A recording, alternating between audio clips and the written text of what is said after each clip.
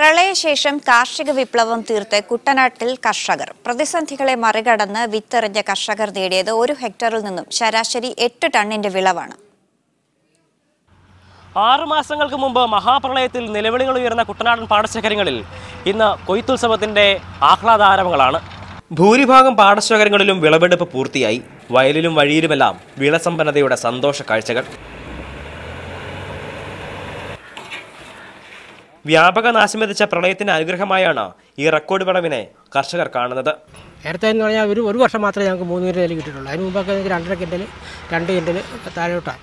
അപ്പോൾ ഇത്തവണ എല്ലാ കാലത്തെക്കാട്ടിലും കൂടുതലാണ് നെല്ല്. ഇപ്പോഴും ഇതിനകത്ത് 4 കിൻഡൽ നെല്ല് ഉള്ളവർ ഉണ്ട്. മില്ലുടമകൾക്കും ഏജന്റുമാർക്കും വിളവിന്റെ കാര്യത്തിൽ അഭിപ്രായം ഇത് തന്നെ. കഴിഞ്ഞതിലും കൂടുതൽ കഴിഞ്ഞ ഈ 2-3 വർഷത്തിന് മേളിലുള്ളതിലും കൂടുതൽ ഭയങ്കര വിളവാണ്. നല്ല വിളവാണ്. കർഷകർക്ക് ആശ്വാസമാണ്.